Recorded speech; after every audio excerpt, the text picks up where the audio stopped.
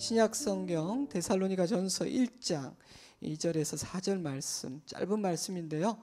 제가 2절, 여러분들이 3절, 4절은 함께 읽도록 하겠습니다.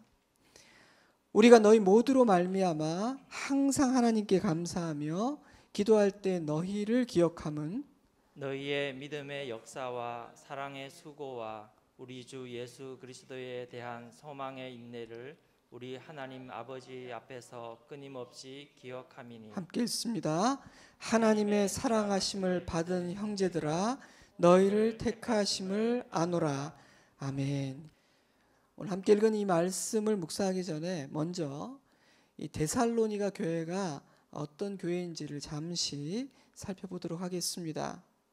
데살로니가 교회는 목자의 돌봄을 받지 못한 교회요, 양육받지 못한 교회였습니다.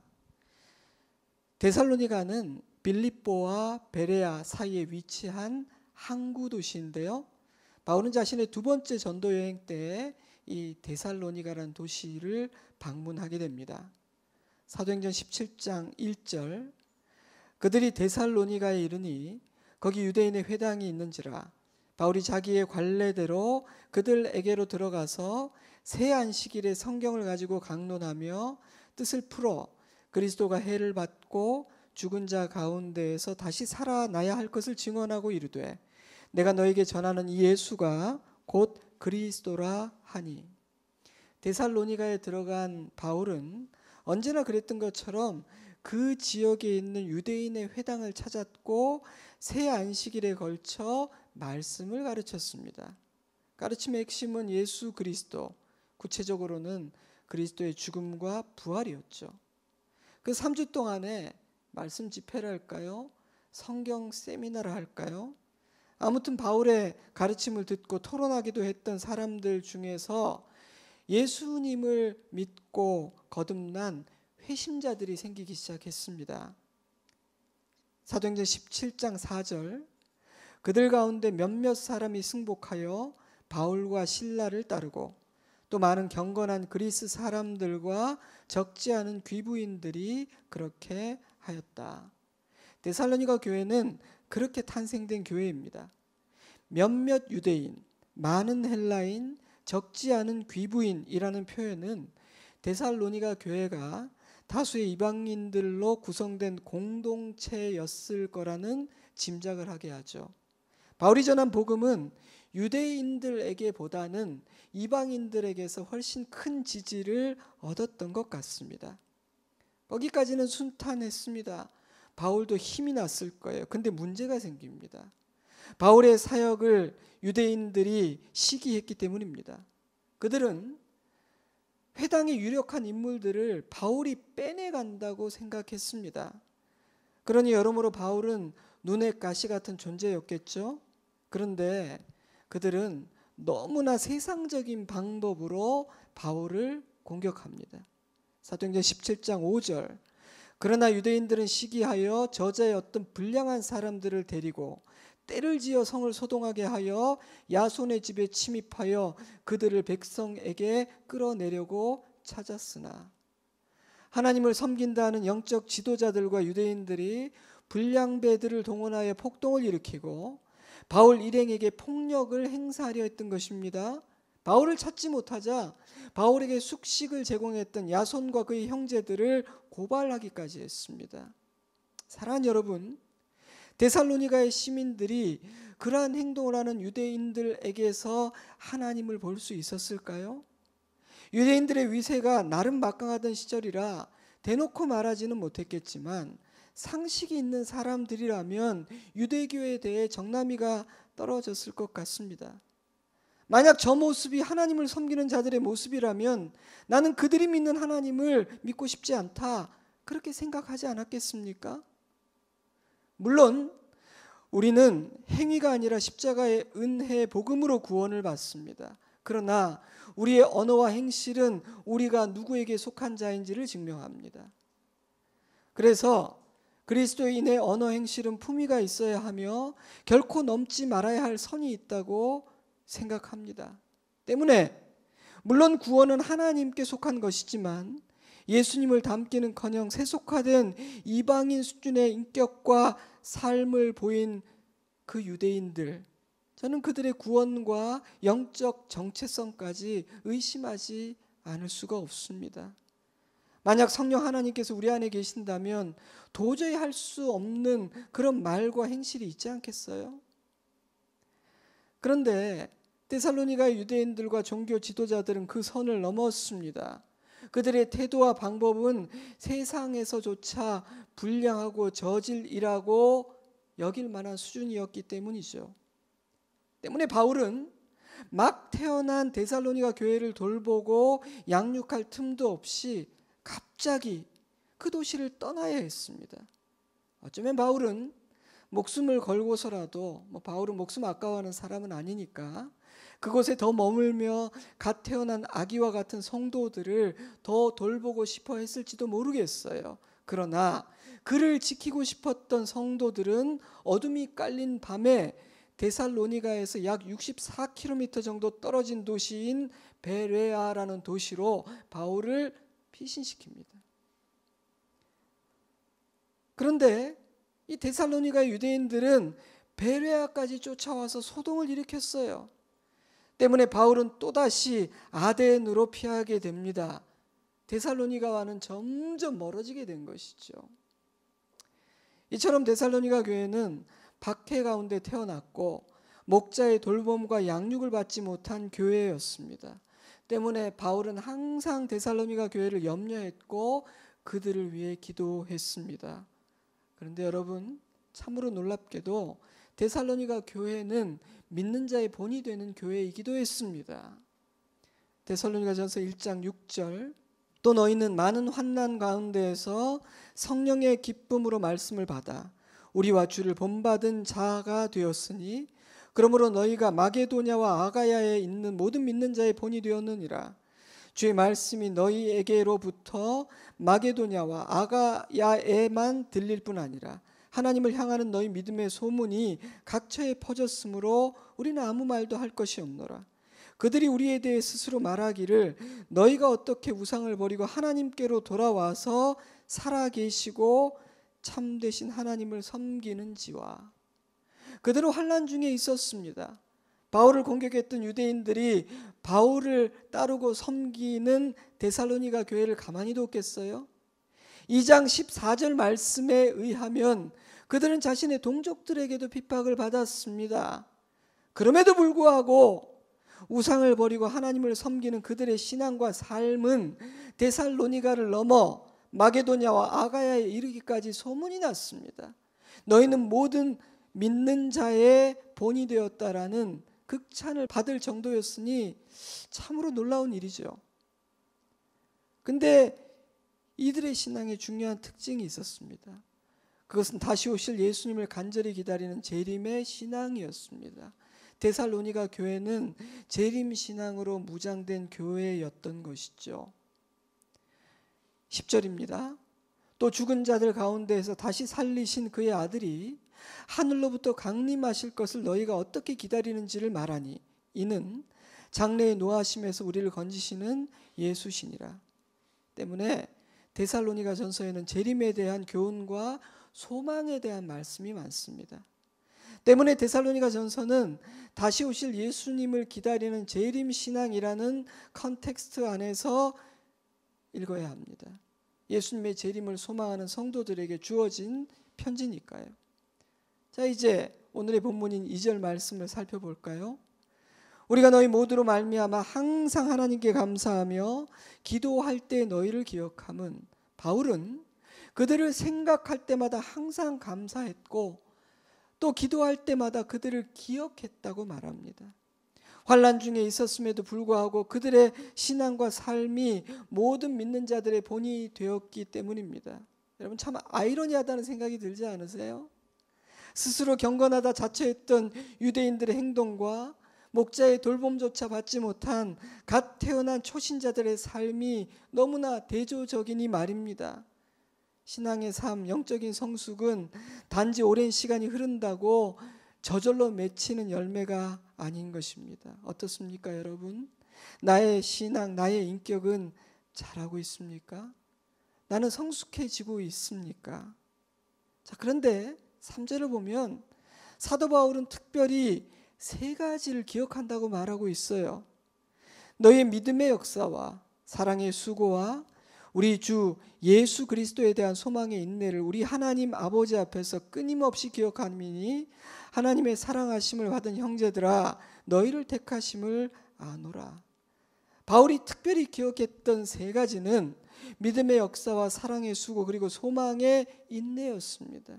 4절 말씀을 보면 바울은 하나님께서 너희를 택하셨다는 사실을 나는 확신한다라고 말하고 있는데 그 확신의 중요한 근거 중 하나는 그들이 맺은 이 세 가지 열매였습니다.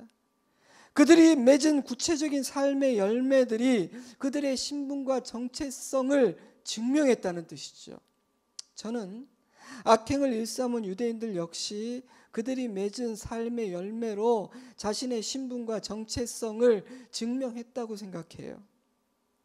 재림신앙이라는 문맥 안에서 3절을 읽는다면 이 세 가지 열매는 주님의 재림을 간절히 사모하고 기다리는 자들이 맺는 열매이기도 합니다.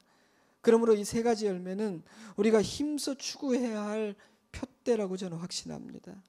사랑하는 성도 여러분, 코로나로 인해 지쳐가는 이때, 예수님의 재림이 점점 더 다가오고 있는 이때 여러분에게는 어떤 표대가 있습니까?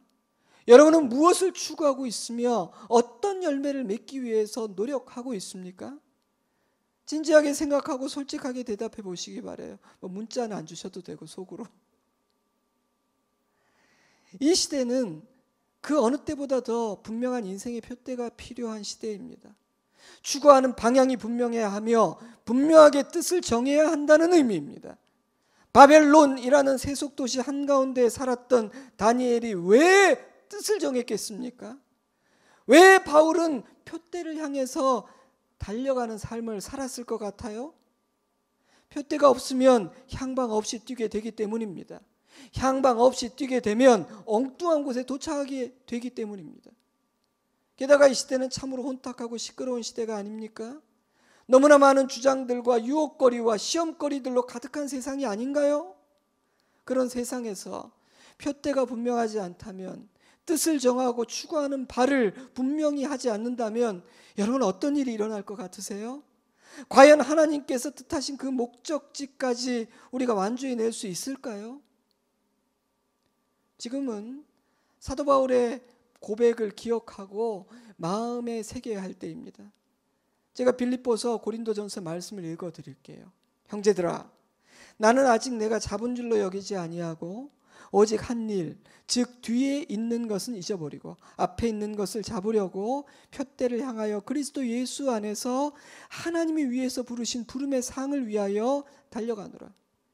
이기기를 다투는 자마다 모든 일에 절제하나니 그들은 썩을 승리자의 관을 얻고자 하되 우리는 썩지 아니할 것을 얻고자 하노라. 그러므로 나는 다름질하기를 향방 없는 것 같이 아니하고 싸우기를 허공을 치는 것 같이 아니하며 내가 내 몸을 저 복종하게 함은 내가 남에게 전파한 후에 자신이 도리어 버림을 당할까 두려워함이로다. 추구하는 바 그 표대가 분명한 사람, 이기기를 바라는 사람, 썩지 않는 것을 얻고자 하는 사람은 삶의 자세 자체가 다른 것입니다. 다시 한번 질문합니다. 사랑하는 성도 여러분, 나에게는 어떤 표대가 있습니까? 나는 무엇을 추구하고 있으며 어떤 열매를 맺고자 힘쓰고 있습니까? 지금 하는 것처럼 계속 그리해도 되겠습니까?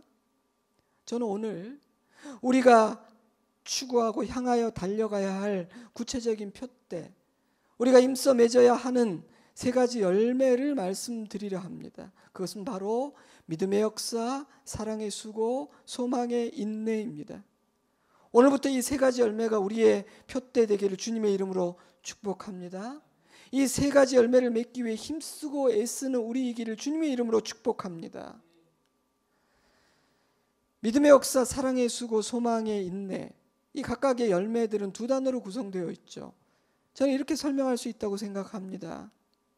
역사와 수고와 인내는 드러나는 행위이며 구체적으로 실현된 열매입니다.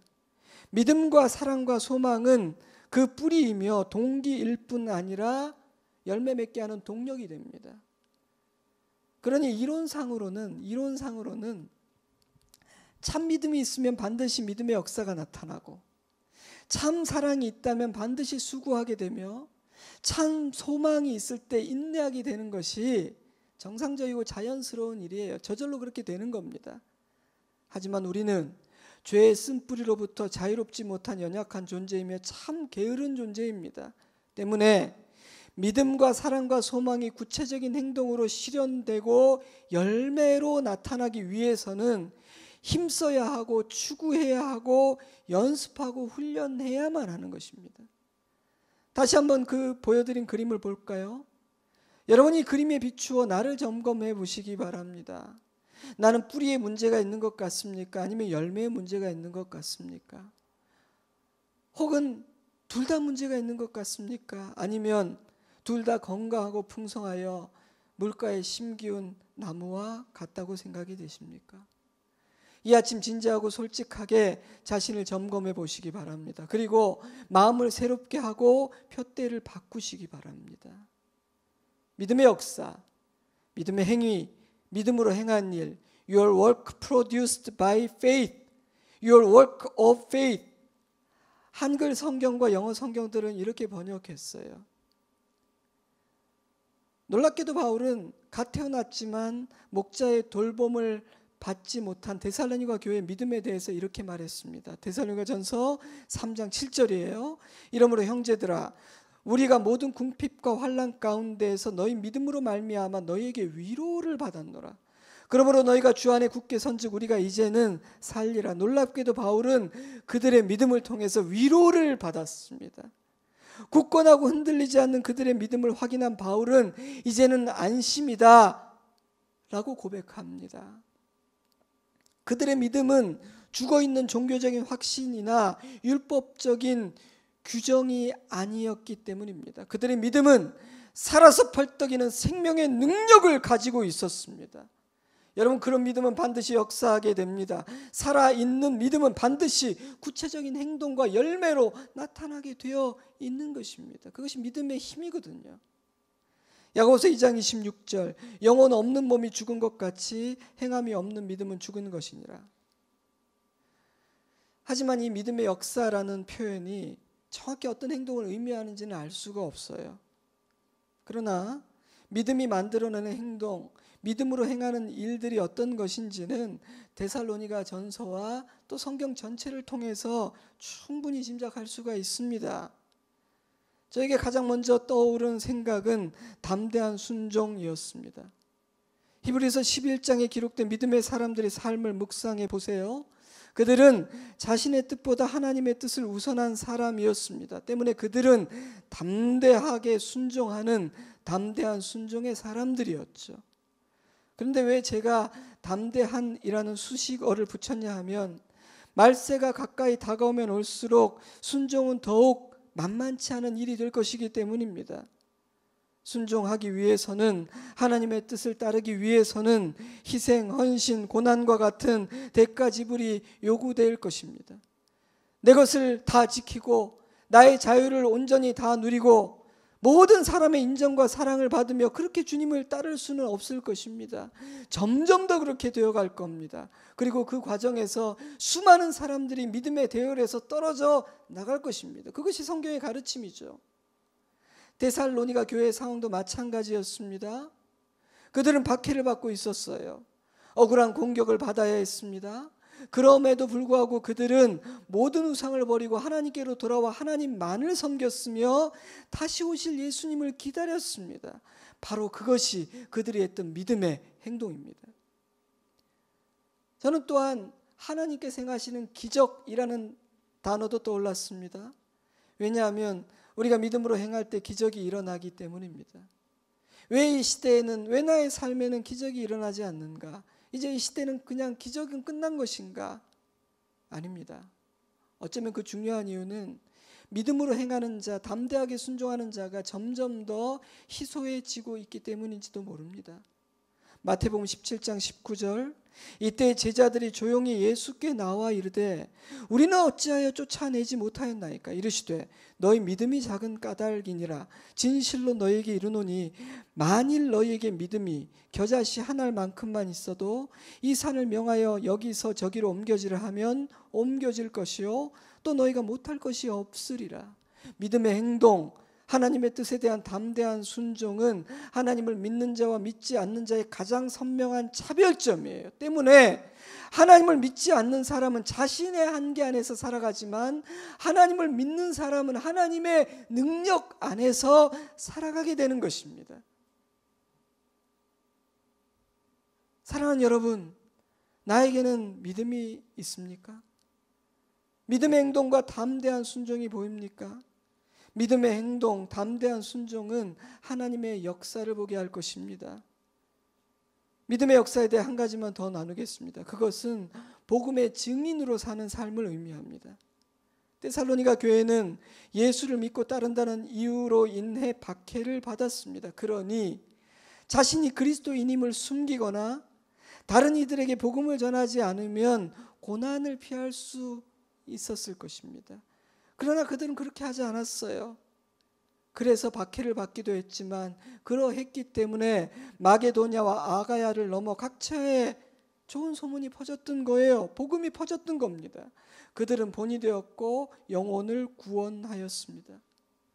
사랑하는 성도 여러분이요, 여러분은 증인의 삶을 살고 있습니까? 나는 영혼을 구하고 생명을 얻는 일에 관심이 있습니까? 지금은 안 돼.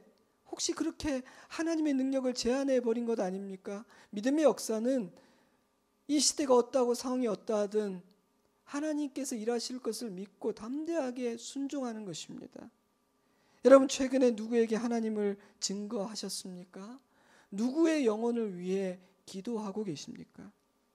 고린도서 5장 7절, 이는 우리가 믿음으로 행하고 보는 것으로 행하지 아니함이로라. For we walk by faith, not by sight. 우리 모두가 믿음으로 행하는 자이기를 주님의 이름으로 축복합니다. 사랑의 수고, your labor prompted by love, labor of love. 영어 성경들은 이렇게 번역했고 모든 한글 성경들은 사랑의 수고라고 번역했어요. 이해하기 어렵지가 않아요. 사랑은 반드시 수고하게 만든다는 뜻입니다. 3절이 말하는 이 사랑이라는 단어는 이성 간의 사랑을 의미하는 에로스나 가까운 사람과의 우정과 애착을 의미하는 필리아가 아닌 아가페입니다. 아가페는 자격 없는 죄인들을 사랑하신 하나님의 무조건적인 사랑을 의미하죠. 성도에게 요구되는 사랑의 수준이 굉장히 높구나. 우린 그것을 깨닫게 돼요. 수고라는 단어는 피곤할 정도의 노동, 녹초가 될 정도의 고된 일을 의미합니다. 그러니 사랑의 수고는 나의 안전과 안락함과 자유를 지키고 누리면서 하는 행동이 아니죠. 위험과 불평과 희생 그리고 자기 제한을 감수하는 그런 행위가 사랑의 수고입니다. 선한 사마리아인의 비유가 생각나지 않으세요?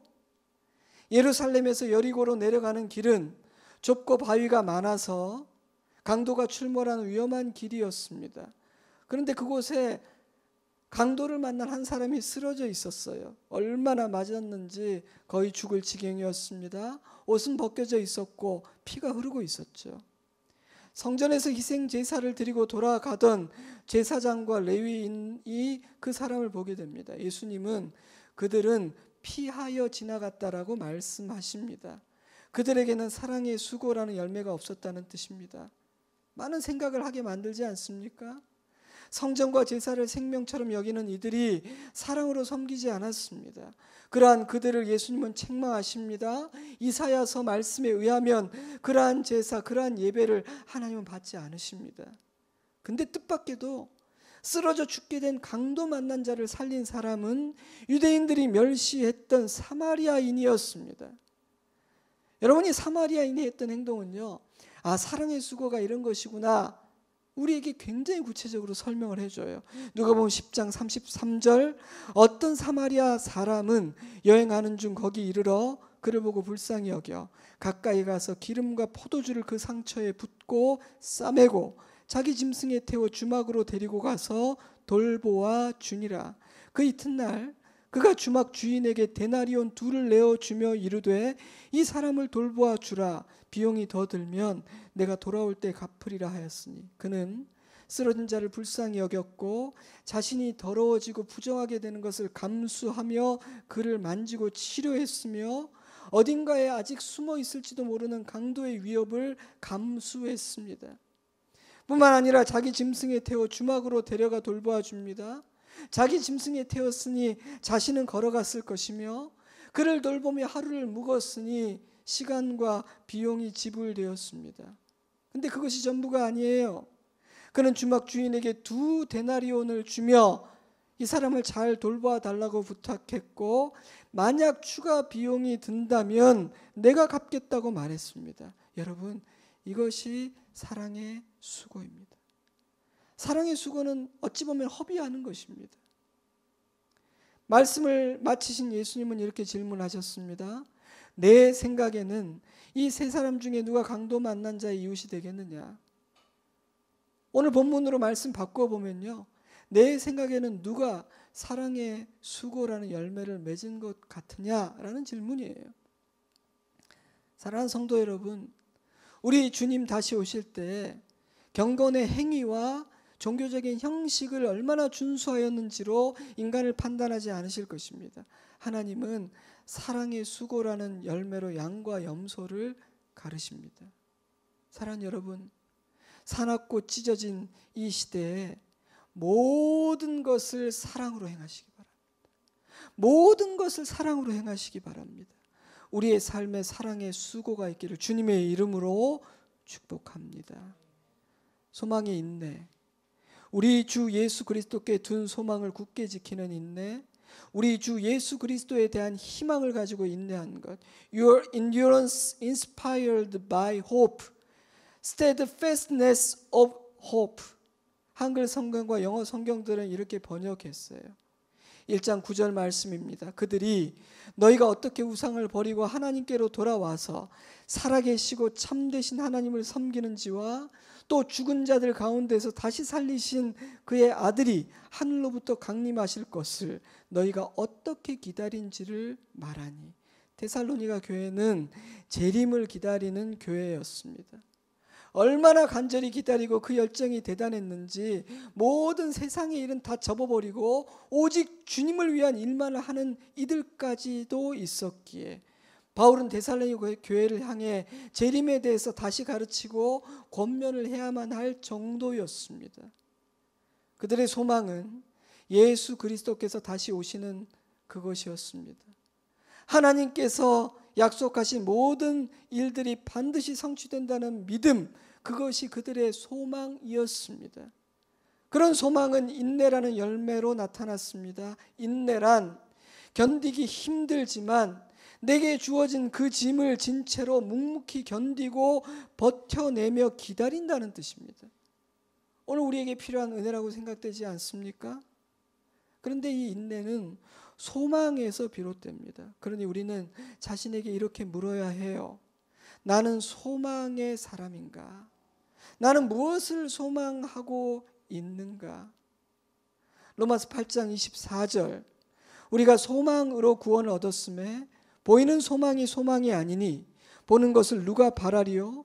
만일 우리가 보지 못하는 것을 바라면 참음으로 기다릴지니라. 사랑하는 성도 여러분, 나의 언행과 나의 생각은 보지 못하는 것을 소망하는 사람다운 것 같습니까?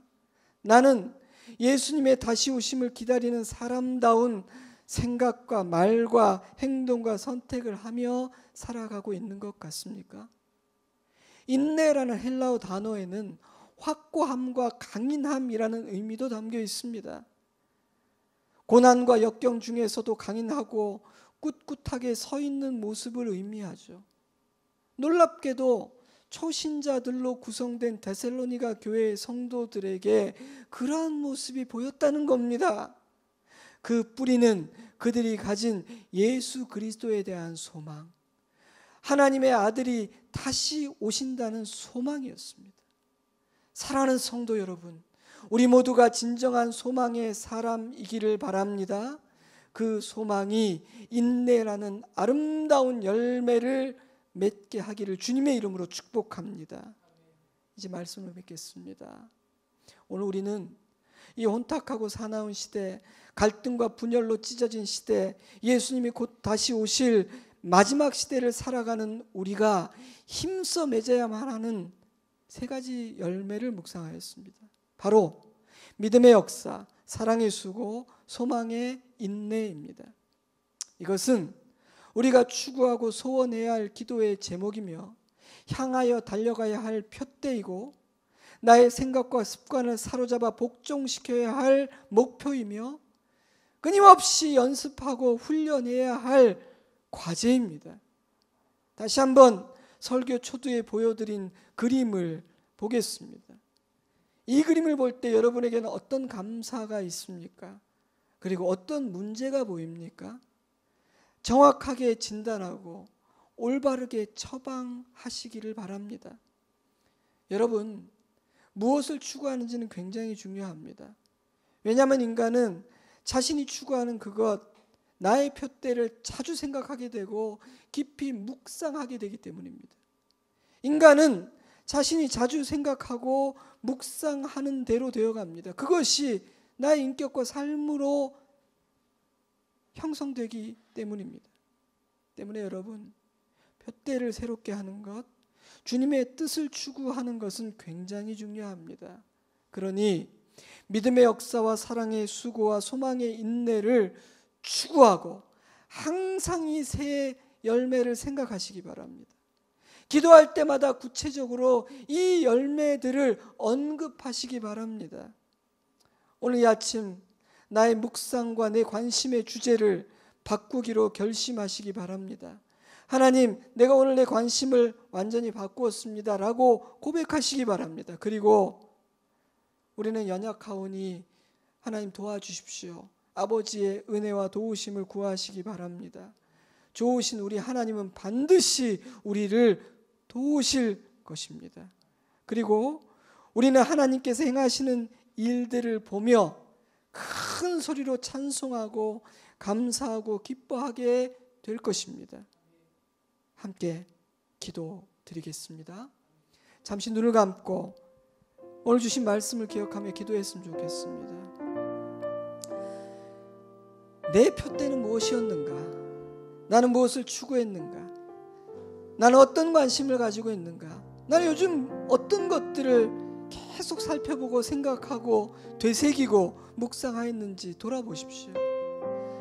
만약 그 묵상과 내가 주목하고 달려가는 표대가 잘못되었다면 하나님 앞에 회개하고 오늘 청산합시다.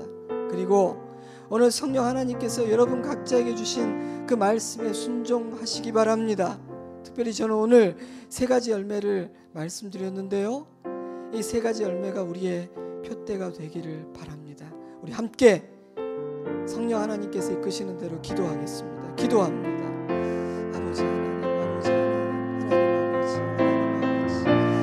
아버지, 선한 것을 생각하고 선한 것을 묵상하고 선한 것을 바라보게 하여 주시옵소서. 너무나 이 세상에 나쁜 것이 많습니다. 부조리한 것이 많습니다. 어둠이 많습니다. 아버지 하나님, 아버지 하나님, 아버지 하나님, 아버지 하나님, 아버지 하나님, 아버지 하나님, 하나님 아버지, 하나님 아버지, 하나님 아버지, 하나님 아버지, 아버지 하나님, 아버지 하나님, 아버지, 아버지, 아버지 하나님, 아버지 하나님, 아버지 하나님, 아버지 하나님,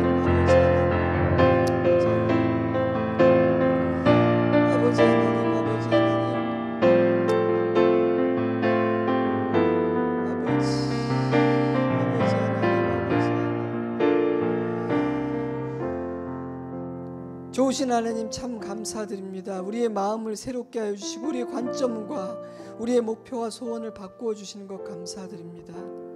이 세상에는 나쁘고 악하고 부정하고 부조리하고 불의한 것들이 너무나 많습니다. 그래서 우리가 방심하면 우리는 그런 것들을 묵상하고 주목하기가 쉽습니다. 안타깝게도 우리는 타락한 죄인이기 때문에 우리에게 백해 무익한 것들을 더 주목하고 그런 것들을 매일 묵상하게 됩니다. 그런 것들을 찾아보게 됩니다. 우리는 어리석기 때문에 헛되고 썩어지고 지나가는 것들에 소망을 두고 그것을 인생의 푯대로 삼고 달려가기도 합니다. 주님, 이제 영원한 것을 소망하겠습니다.